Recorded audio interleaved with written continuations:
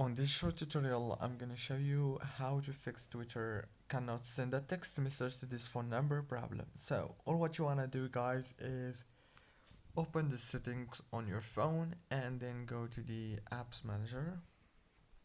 Open the apps like this and then go to the Twitter. Now this is the app info page, as you can see.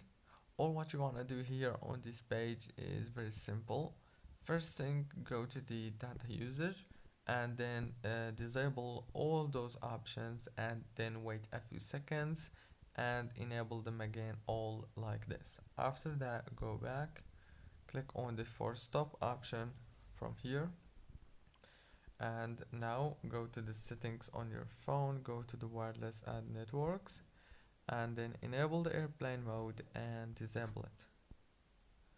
After that, go back and that's it. Now all what you want to do is reopen Twitter.